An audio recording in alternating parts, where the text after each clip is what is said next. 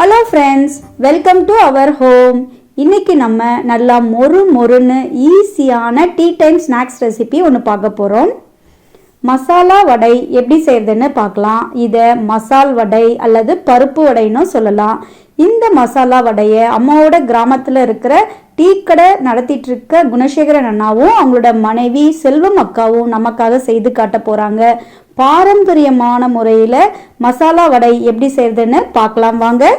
மசாலா வடை செய்யறதுக்காக 1/2 கிலோ அளவுக்கு கடலைப்பருப்பும் 1/2 கிலோ அளவுக்கு பட்டாணி பருப்பும் ரெண்டையும் எடுத்து நல்லா கழுவிட்டு 2 மணி நேரம் தண்ணியில ஊற வச்சு தண்ணி இல்லாம வடிச்சு எடுத்திருக்கோம்.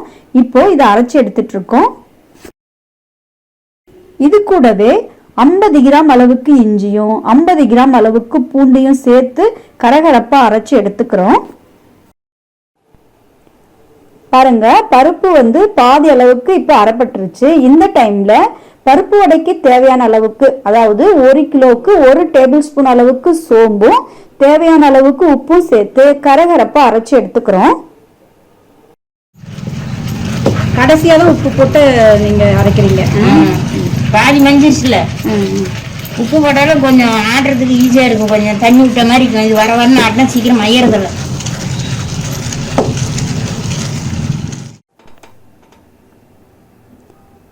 இப்போ வடை மாவை கரகரப்பா அரைச்சு எடுத்துட்டோம். இதை ஒரு பாத்திரத்துக்கு மாத்திக்கலாம். இப்போ நம்ம அரைச்சு வச்சோம் இல்லைங்களா, அந்த வடை மாவு கூட 1/2 கிலோ அளவுக்கு பெரிய வெங்காயத்தையும் கூடவே ஒரு 15 வரமிளகாயை கட் பண்ணிட்டு சேர்த்துக்கிறோம். இது கூடவே ஒரு கைப்பிடி அளவுக்கு கருவேப்பிலையும் சேர்த்துட்டு நல்லா பிசைஞ்சுக்கிறோங்க. இதே டைம்ல ஒரு 50 கிராம் அளவுக்கு சாதாரண கடலை மாவு சேர்த்துக்கிறோம். இது எல்லாத்தையும் நல்லா மிக்ஸ் பண்ணி விட்டுக்கலாங்க. இப்போ நம்ம அரைச்சி வச்ச மாவு வெங்காயம் எல்லாம் பிசைஞ்சிட்டு கொஞ்சமா கடலை மாவு போடுறீங்களாண்ணா? அது அந்த தண்ணி இருக்குதுல, அது இழுக்கணும். இழுத்துச்சுன்னா எண்ணெய் இழுக்கும். அதுக்காக போடணும். சும்மா கொஞ்சமா போட்டா போதும். இப்போ நம்ம ரெடி பண்ணி வச்சிருக்க இந்த வடை மாவை நமக்கு எந்த சைஸ்ல வடை வேணுமோ அதுக்கு ஏத்த மாதிரி மாவு எடுத்து உருண்டை பண்ணிக்கலாம். இப்படி உருண்டை பண்ணதை நல்லா கையில தட்டிட்டு எண்ணெயில போட்டு 2 பக்கமும் பொன்னிறமா ஃப்ரை பண்ணி எடுத்துக்கலாங்க.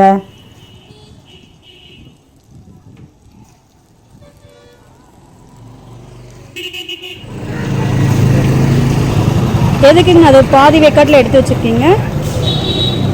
இது போடுறதுக்குள்ள தீஞ்சு போயிடும். இந்த வடை மறுபடியும் நம்ம தட்டி போடுறதுல அது தீஞ்சு போயிடும். சரிங்கண்ணா. அதனால அதை எடுத்து வச்சு போட்டோம்னா ரெண்டும் ஒரே மாதிரி வரும். முன்ன போடுறது தீஞ்சு போயிடும்ல. அதனால அதிகமாக இருக்கனால இல்லைங்களா? இப்போ எல்லாமே ஒன்றா வரும். எல்லாம் ஒரே மாதிரி இல்லையா? ஆமாம் ஆமாம். அதான் இந்த லெவலுக்கு எடுக்கணும். நல்ல பொன்னிறமாக இருக்கு. அவ்வளோதான், நல்ல மொறுன்னு மசாலா வடை ரெடி ஆயாச்சு. நீங்களும் இதை வீட்டில் ட்ரை பண்ணி பாருங்க. எப்படி இருந்ததுன்னு கமெண்ட்ல சொல்லுங்க. இந்த வீடியோ உங்களுக்கு பிடிச்சிருக்குன்னா ஞாபகமா லைக் பண்ணுங்க, ஷேர் பண்ணுங்க, மறக்காம சப்ஸ்கிரைப் பண்ணிக்கோங்க. நன்றி.